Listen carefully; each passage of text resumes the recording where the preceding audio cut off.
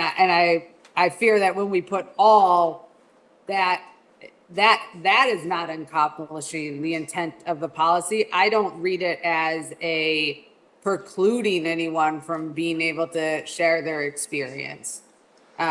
Given the fact that it's in there, I wonder if we could add into the policy something to like the board and superintendent will review this policy yearly to ensure, or like some of what Mel said is about the ARs is where we could put in some protections about the times at which this is reviewed. And I'll stop there. Yeah, no, I think that's a really good suggestion. I think that something like that, to me, and I appreciate the reminders that this is not the AR, because that helps to kind of keep this in context, but also to the question that I had asked around needs, I think it might also be worth discussing to whether or not to include how those needs are assessed. So not only will this be kind of reassessed because we all recognize that things do shift and change, and unfortunately, things you don't anticipate can bubble up, but also how these needs are actually assessed, because I think I think that's really where I'm having some of my confusion around this is there's this understanding that the needs are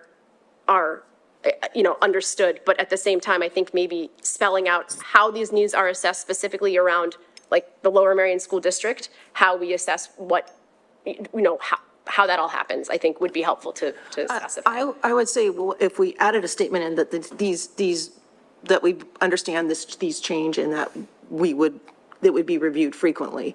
But I think what you're talking about would go in the AR, not in the policy. Okay. Yeah.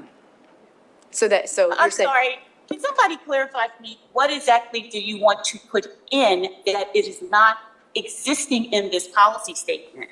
Inequity is the norm, okay, in the United States and in our district. That is the norm. So who is missing from that statement? What is missing from that statement? What I'm asking, what I'm asking to understand, or to clarify, I should say, is how this is not exclusionary. The way that it's written to me, and but who's being excluded? That's why I'm asking you. Anybody who's excluded. Anybody who may, I say this, again, I'm going to kind of become personal about this, but as a Jewish person, I, had always heard these stories of terrible, terrible, terrible anti-Semitism. People weren't allowed to move into certain neighborhoods. People weren't allowed to belong to certain clubs. That's why there are all these Jewish hospitals, et cetera, okay? So I'd heard these stories. I never felt it until I was much older, until I was in high school. Never felt it, never knew about it, and now I know about it. I'm saying these things for groups that aren't included here might not, it feels exclusionary because things change. And because things change, I worry that this language is too restrictive, I guess is a word, and it flattens the conversation when the intention is not at all to do that. And I understand the intention. I don't think the policy achieves the intention. And that's what I want different, if I can speak that directly. I would like it to be more, or I guess less specific. I totally disagree with that. I mean, I do understand, and I know quite a bit about Jewish history as well. And there was a time before Jewish people decided that they were going to join the group of white people, like all the other ethnic groups. Kimberly, that's not quite. Yeah, that's not. I would ask that you take that statement back, because that's not really true. But it is really true, because it isn't true. 99% of people who are of Jewish ancestry say that they are white in the United States, Abby. I'm not making this up. You can look that up at the Pew Charitable Trust. They have one of their reports, and it states that. Okay, I think this is becoming, I think we're sort of going off tangent. I respectfully disagree with that, for sure. I don't think that it is. I mean, every group, the Irish at one point were considered, an other. The Italians, when they came to this country, also. But eventually, everyone who is of Western European descent, that's the group that they're in. I'm not European. And no matter, the other groups are not ever going to be in there. Period. Okay. Well, we'll give community time to talk. We're just finessing a I language. guess so. I mean, I think that's an improvement, but again, I really, sorry. No, that's okay. No, we were just chatting about language, and I think that I don't think that this achieves what our mission in the district is. I guess maybe we can take this offline. I understand community. I see you online wanting to speak, and I want to hear your voices as well. I guess the piece that is sitting with me is, as a state, as a country, there are specific data groups that are pulled out and data is analyzed in our context for providing an equitable experience based on the systemic and historical experience of us showing, of districts showing, of the country showing that experience has not been provided. And so within that frame, I think it is incumbent upon us to name specifically, and that's not to negate that other folks haven't experienced inequity or that the district doesn't have a responsibility to address that inequity. Personally, I see that when the different headers are called out, religion, I don't have it up anymore, so religion, race, I can't read them all, that within those, when we call out race, color, ethnicity, national origin, language, immigration status, economic status, sex assigned at birth, religion, creed, disability, gender expression, gender identity, with under each of those, that there is an opportunity for any community member who experiences inequity to share what their experience has been and how they are not having equal access and outcomes to an education provided by our district. But I also think we have to be really clear and honest as a school district, the ways in which we have historically, and as a country, the school system historically has failed particularly our students of color, particularly Black and Latino students. This is based on data and race, and how the state and the country also hold us as a district, our work, accountable for closing that opportunity gap. And so how, as a board, are we making it very clear through our policy that we are prioritizing and working towards that?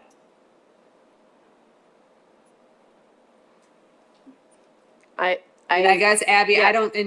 I completely respect your personal experience and appreciate you sharing it. And I appreciate Kimberly and everyone sharing personal experience. I guess I am and a point of learning, not a point of questioning. But when I see religion listed here, and I know ethnos religion, and I know that many people that identify as a religion also identify as a race, and particularly with being Jewish also. So like, and I'm sure that there are other identities that are experiencing things differently since 2020, since last October, very differently. How is your personal identity that you shared about not represented in the list, or is there a specific additional classification from historically marginalized that we could add here that would better represent to make it comfortable with also still being specific? I don't know how to answer that except to say that the concept that Jews are, that we have white privilege and can be white passing, the idea that we would need to use our privilege to kind of cover up our Judaism or our Jewish identity begs the question why. So I think that's sort of the idea that... Wait, can I stop you there? So I don't think that is, you need to cover up being Jewish because you're white. I think the point is because you are white, as a Jewish person, I'm not saying like because you, Abby, are white, because as a white person, no one can immediately discriminate against you for being Jewish facilitates a different experience for you than for a person of color who is not able. But that also, I mean, That's not maybe Anna's this is a opinion. conversation That's that fact about racial theory and race in America. I don't wanna- I'm I don't happy wanna to send debate- some follow-up resources. No, I don't, and I will happily take any resources for sure. I don't want to debate that, but the last thing I just want to say is I may not wear, I may not could have present myself as an outwardly looking Jewish person aside from my jewelry, but there are people who do, and it's not a choice. It's their, it's their culture. And so I just want to present that idea that I think when we talk about something like when we're having this conversation around what equity is, again, I know I'm a broken record, but it becomes exclusionary when we don't consider that there are groups that are not identified and could need to have the same kind of consideration. And that's where I get concerned. I don't know how to say it differently, except that I think we have a difference of perspective and opinion, and I respect everyone's differences here. I think that we all have, I think we've sort of discussed this in a very respectful way, and I still don't feel comfortable with that as it is. So, Abby, would you be willing? Thank you very much. Sorry, that was fast. No, it's the role of the meeting, so thank you. So moving it to Anna for the policy committee update. Thank you. So on September 6th, we gathered to review proposed edits to Equity Policy 101 that we have been working on since the spring. The equity policy, in place since 2021, aims to create an inclusive environment. Today, we will vote on adopting updated language for this policy to align with recent federal law changes. The updated policy language has been recommended by the district solicitor. The policy is already approved. We are now focusing on refining its language. The equity policy is based on a culmination of years of work, research, and data. It was developed with input from various district groups over the years, including but not limited to the Equity Committee, AITF, CARE, administration, community members, and experts. Today's vote will seek to update the policy language to further comply with legal standards. As co-chair of the committee and as a participant of the recent policy committee on September 6th, I want to share my takeaways and thoughts around the meeting. From my vantage point, the discussion did not go well. I noticed and observed that we were not at our best during this meeting. Specifically, some remarks were made about Jewish people that were anti-Semitic, and some remarks were made about people of color that were racist. All such remarks were deeply inappropriate. And while I believe that that was not the intended impact behind them, these comments were offensive and hurtful to members of our community. I echo Dr. Sautner's reflection. As the co-chair of the policy committee, I am sorry that our policy meeting did not uphold the standard of communication, dialogue, and discourse that personally I, as a leader, board member, and community member, aspire to. It is never acceptable to question the lived experiences or identities of individuals or groups. While we must address these issues, it's important to see them as opportunities for growth. The impact of words can differ from their intent. As a community, we need to engage in open, respectful conversations to understand and learn from one another's experiences. Our diverse community means that each student's experience is unique, and it's crucial to recognize the additional challenges faced by those affected by discrimination and racism. Moving forward, we need to enhance our dialogue, structure, training, and support for effective implementation. This includes addressing opportunity gaps and ensuring equitable services for all students. One of my main takeaways from the policy meeting on September 6th is that we need to be open to more robust dialogue about our district's needs. This requires enhanced structure, training, and support delivered in a non-harmful manner. The administrative regulations AKA ARs, will outline the practical implementation of this policy, and the outlined delegation of responsibilities included in the policy begins to clarify expectations. Our commitment to equity must translate into actionable changes, especially in addressing opportunity gaps, anti-Semitic incidents, and disparities in services for students who identify as neurodiverse or identify as LGBTQIA+, amongst others. My goal, and I truly believe the goal of my colleagues, is to ensure that the policy's intent is fully realized for our students. This begins with holding ourselves accountable and embracing historical data, both quantitative and qualitative, as well as feedback to drive inclusive practices. We must move beyond historic norms and practices that fall short of our district's goals and the needs of our students. If as adults, we are willing to commit to maintaining high standards of communication and dialogue, we can then model and facilitate meetings and provide a safe, inclusive space for open discussion and dialogue, such as that we would want our own students and children to engage in. Together, we can turn today's decision and subsequent conversations into transformative steps towards equity and inclusion for our district and our students. I would also, at this time, like to ask if any of my other board member colleagues who were in attendance on September 6th policy meeting would like to share their reflections. I would. Abby? Good evening, everyone. In this time of increased societal division and anti-Semitism, I believe that we have to continue to refine our policies and programs that work towards greater respect for everyone and find better ways to promote harmony. My line of questioning at the September 6th meeting centered on clarifying how the district's equity policy is being implemented and how best to measure its efficacy so that we can understand how to best address the needs of our students. My questions were never meant to challenge anyone's experience or identity, and I appreciate the community engagement and look forward to productive meetings ahead. Thank you. Kimberly? Thank you, Anna. First off, I want to say that I am not anti-Semitic. Anna Chirac and I both made objective statements regarding the demographics of the Jewish population in the United States. We stated facts from U.S. government census and other reports. The transcript of that meeting can be reviewed online by the public.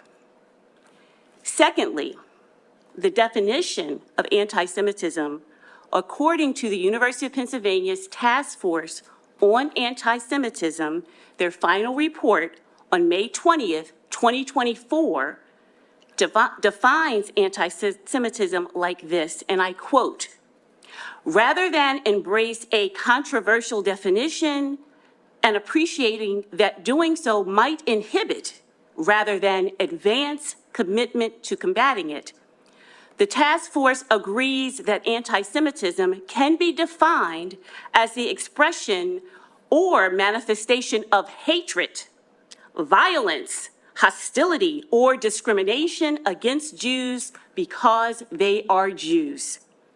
Therefore, labeling me anti-Semitic is not only untrue, but is also defamatory. In this political climate, and especially as a Black woman, to call me such is to weaponize the term in order to stop any authentic and constructive dialogue and to intimidate me to silence. There are even community members who have been harassing my family and I over social media, even posting photographs of my husband and I that go back more than 20 years. Anna has not received any such backlash from that initial meeting. This is classic anti-Blackness and racism in action. It is a campaign of intimidation.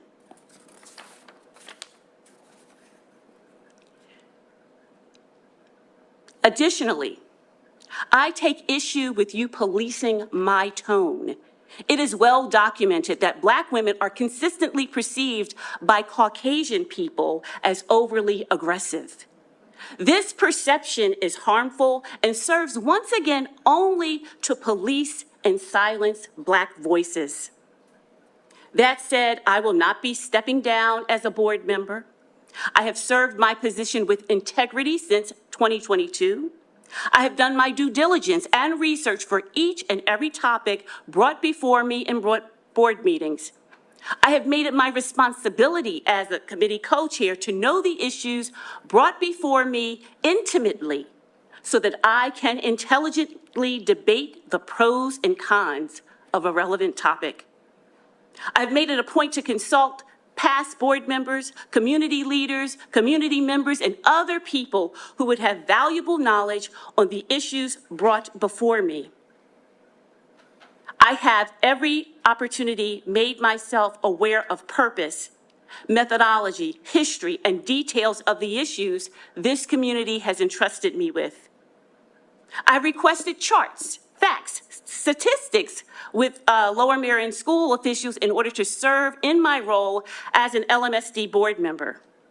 I should not be sacrificed in favor of board members who do not make themselves knowledgeable about the committee on which they serve.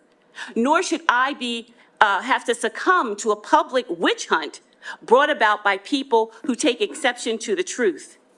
According to the U.S. government, the U.S. Census, and countless scholars and academic institutions, Jewish people have been racially classified as white in this country.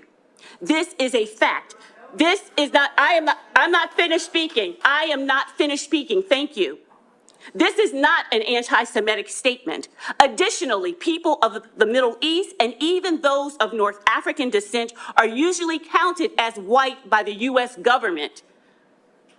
But the problems affecting historically marginalized people remain as true today as they were when this policy was created in 1996.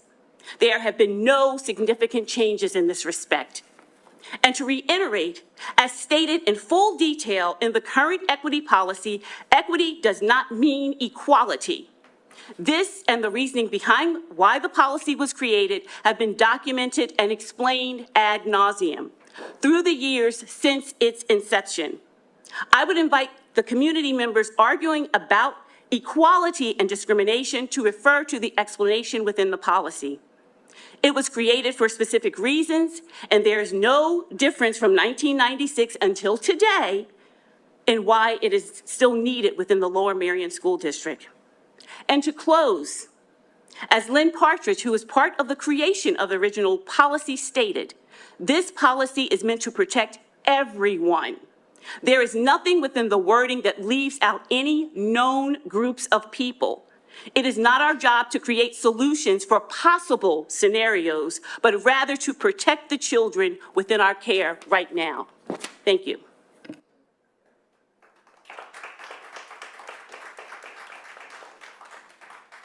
Melanie, do you have anything you want to add?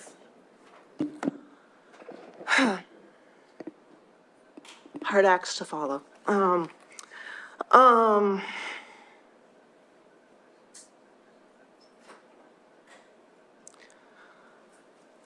Sorry, give me a second. Let's just say I've lost a lot of sleep since that night.